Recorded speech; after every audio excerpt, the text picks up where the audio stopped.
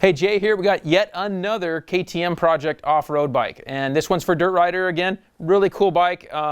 This is a bike they really liked, would finish pretty well in their shootouts of the smaller bore bikes, and so we wanted to see what we could do to make this thing a class winner of the small bore bikes. And so we really went after this thing with some good performance mods and added some good protection to the thing as well. So we're going to show you everything we did to this Dirt Rider project right now. So the heart of this motor, the KTM motor, this is their older generation motor. This motor, really good, strong motor, but revs out on top. Doesn't have the bottom and mid-range that most guys want out of a trail bike. So on this XCFW, which is the wide ratio version of this bike, we wanted to give it some more bottom to mid power. And so what we did, we attacked it first with a big bore kit from Cylinder Works. So big bore kit makes it a 270. That's the first easiest thing to do. Then second, Hot Cams just finished camshafts for this bike. So we got the stage 1 camshafts in this bike. Now the thing has really good bottom to mid power. We also mapped the bike with a Vortex ECU. That provides perfect mapping in all conditions. We got the FMF pipe with the Mega Bomb header. As you can see, in this case, the Mega Bomb gets a little close to the air temp sensor in the radiator, which controls the fan. So we put a little heat tape there. We blocked that off so there's no potential for any problems there. We haven't seen any problems, but we wanted to make sure that since it is close, that we wouldn't have any problems there in the future. That's partnered up with our FMF aluminum 4.1 muffler, which is spark arrestor legal, since we're mainly gonna be on trails. So that is the core of our motor mods. We also run the 2-stroke air filter cage, very cheap, inexpensive mod. So those are the extent of our main mods. Now that's a lot of mods for a bike to try to make it maybe as good as say a Yamaha FX. But this bike is so good trail riding conditions that we wanted to see what we could do to make this thing have really good power, be stronger than anything else out there motor-wise.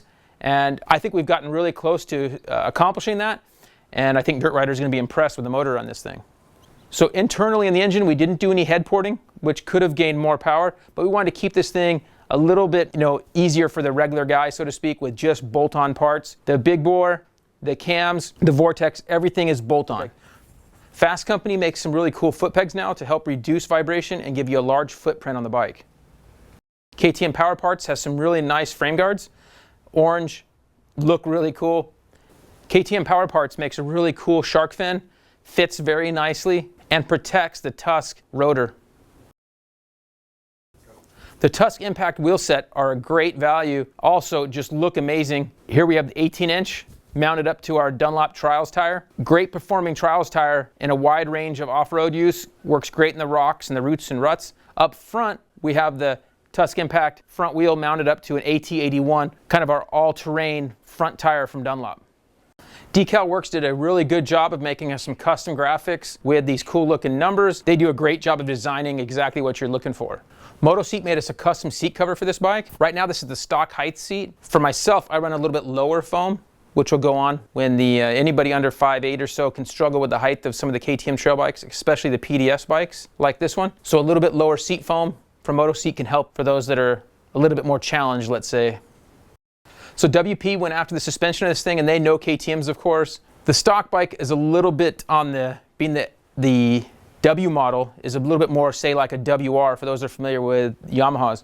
It's a little bit on the soft side, maybe not as aggressive as it could or should be. So we've stiffened that up, but also made the bike just a little bit lower, again, because the bikes on these KTMs are a little bit tall stock for a lot of us trail riding. So on this stock KTM XCFW, they have a really strong stator output. So we run this HID version that puts out 5,000 lumens, which is really cool. 70-watt draw, works totally sufficient with the stock stator battery setup, and puts out a really good amount of light. Also fits up so nicely with the stock front fender. Right in here, it goes right in these grooves right here, clips in really nicely, so a really good fit as well. TrailTech also makes some now really good protection for the radiators. These cages or radiator braces provide a really good fit.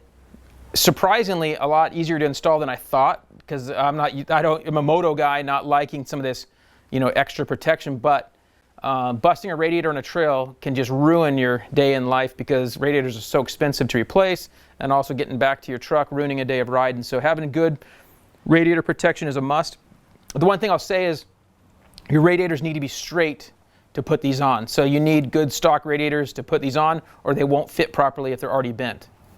Being moto guys, we're always cautious of bigger, heavier stuff, but in this case, Pro Bend handguards from Cycra are a must for us trail riding because we do drop the bike regularly, and so not bending a brake lever or clutch lever or messing up a throttle tube is just a great deal for us. So wraparound handguards fit nicely and can whack into trees, drop it on rocks, and still have a good rest of your day riding. Hey, so that's a good look at our Dirt Rider project 250 XCFW. Really fun bike, great bike. With this additional power, we think this thing's gonna be really impressive for Dirt Rider. So check this thing out in Dirt Rider magazine or at dirtrider.com.